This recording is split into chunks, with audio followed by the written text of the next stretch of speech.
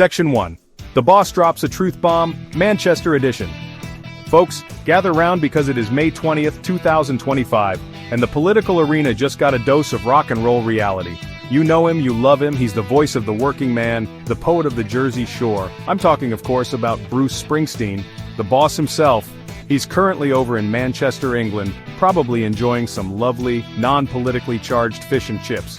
Or so we thought. Because last Thursday, May 15th, during a concert, Bruce decided to turn his amplifier up to 11, but for truth. He wasn't just singing about glory days, he was talking about these days. And folks, he was not holding back. It was a moment. Now, what did the boss say, you ask? Oh, he didn't just whisper sweet nothings about a runaway American dream. No. He looked out at that Manchester crowd and he laid it bare. He said, and I quote, "The America I love, the America I've written about that has been a beacon of hope and liberty for 250 years, is currently in the hands of a corrupt, incompetent, and treasonous administration." Wow, treasonous. That's not a word you just toss around like a guitar pick. He called on everyone who believes in democracy to rise up and raise their voices. Against authoritarianism, let freedom ring, even across the pond. This wasn't just some off-the-cuff remark, folks. This was a full-throated roar. Imagine the scene, the lights, the crowd, the E Street Band probably hitting a dramatic chord right then. And then, boom, the boss unloads. He's talking about the very soul of America, and he's doing it from a stage in England. Maybe he needed some distance to really see things clearly.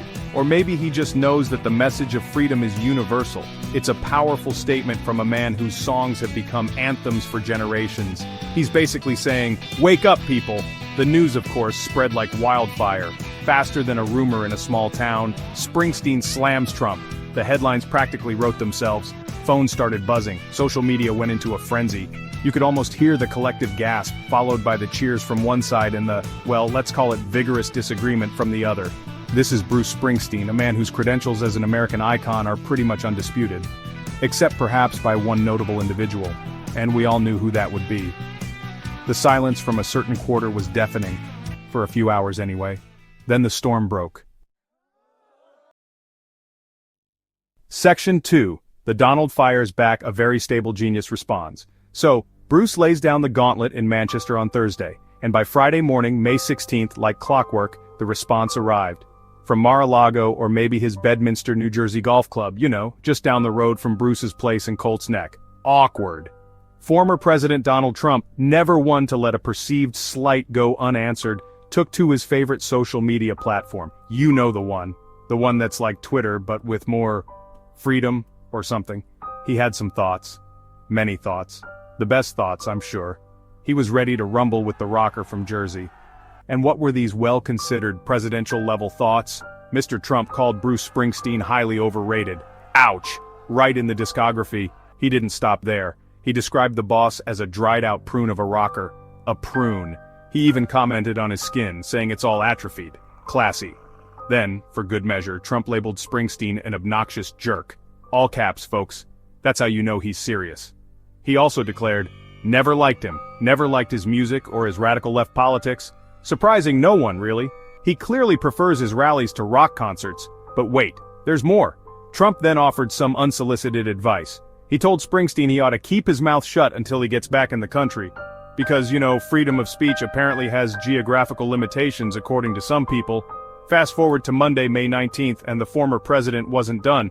He then suggested oh so casually that Bruce Springsteen and, get this, Beyoncé, should be investigated. Investigated. For what, you ask? For making appearances on behalf of his Democratic opponent Kamala Harris. Back in the fall of 2024, he thinks it might be an illegal campaign donation. The plot thickens, or thins, depending on your legal expertise. This whole exchange, it's like a heavyweight title fight but with more adjectives and fewer actual punches. Just verbal jabs and social media haymakers. Springsteen, at a subsequent Manchester concert, doubled down. He didn't name names but referred to an unfit president and a rogue government. He said they have no concern or idea for what it means to be deeply American, so the feud is officially on. Again, it's the kind of drama that keeps cable news in business, and it makes you wonder what's next. A diss track? A battle of the bands on the White House lawn? One can only dream. Section 3. Not his first rodeo, Springsteen's political playlist. Now for those of you who might think Bruce just woke up one day and decided to dive into the political mosh pit, let me tell you, this ain't his first rodeo. Not by a long shot. The boss has a long, storied history of political activism and speaking his mind. Think way back to the 1980s. President Ronald Reagan wanted to use Born in the USA as a campaign anthem. Bruce had to step in and say, did you actually listen to the lyrics, Ron? That song, a massive hit, was actually a lament for Vietnam vets and those left behind by the economy. Not exactly a rah-rah campaign jingle, he's always been about the people. Springsteen's political leanings, as veteran music writer Alan Light pointed out, have been known for decades. He's not exactly been hiding his views under a bushel or a bandana. He's consistently raised his voice against policies and presidents he disagreed with, particularly Republican ones. And he's put his music where his mouth is. He actively campaigned for Kamala Harris in the fall of 2024, making those appearances that got Trump so riled up. He's not afraid to pick a side, he's not afraid to use his platform. He sees it as a responsibility, it seems. He's the conscience of many. And his criticism of Donald Trump? That's not new either. Back in 2020, Springsteen didn't mince words.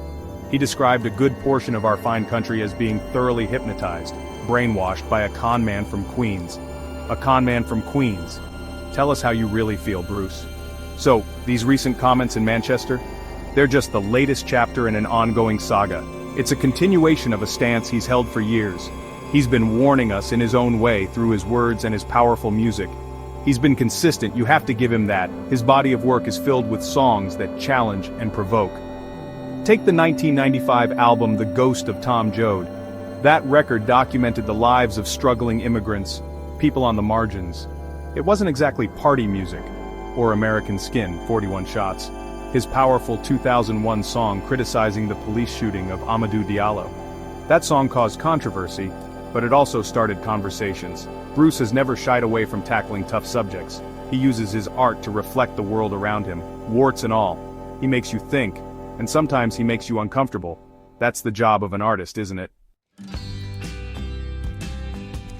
Section 4. Rock and Roll Rumble. Can a song change the world, or at least an election? So, what's the big deal? He's a rock star, right? What does his opinion matter? Well, folks, Bruce Springsteen is more than just a guy with a guitar and a gravelly voice. He's a cultural institution.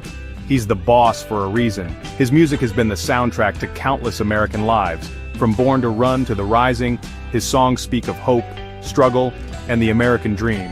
And sometimes the American nightmare. He connects with people on a deep, emotional level. He tells stories that resonate. He's a voice for the voiceless, or at least those who feel that way. The question of whether a celebrity, a musician, can actually sway political opinions is an old one. It's debated endlessly. Does a Springsteen endorsement translate into actual votes? Maybe, maybe not directly, but his words carry weight, especially with his dedicated fan base. And in a country as divided as ours, every voice, every nudge can feel significant. When Bruce speaks, people listen. Even if it's just to argue about what he said. He gets the conversation going, he makes people pay attention, and that in itself is a form of power. He knows how to command a stage and a headline. This latest showdown between Springsteen and Trump, it's more than just celebrity beef. It's a microcosm of the larger cultural and political battles raging in America. It energizes Springsteen's supporters. It absolutely infuriates Trump's base. It provides endless fodder for the 24/7 news cycle. It's a clash of two very different visions of America. Two very different New Jersey guys, by the way. One from Long Branch, the other with a golf club in Bedminster. It's a symbol of the deep divisions we face, and it's playing out for all the world to see. Currently, Bruce and the E Street Band are touring Europe, with dates scheduled into July. They haven't actually performed in the United States since before the 2024 election. Last year, his tour was reportedly more focused on themes of mortality. But now, it seems politics is back on the set list. His words from Manchester echo far beyond that concert hall. They contribute to the ongoing, often deafening roar of American political discourse. It's a reminder that the fight for what you believe in can happen anywhere.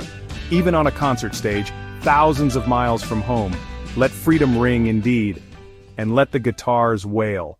Hey, we all want to scale our business. Hey, I have the answer for you today to help you do that.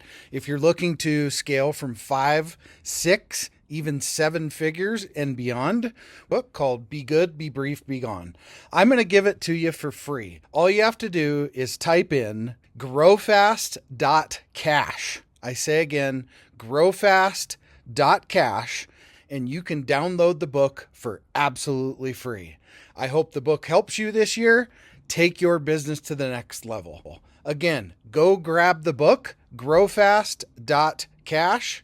I say again, growfast.cash. I wish you the best and grow, scale, and win.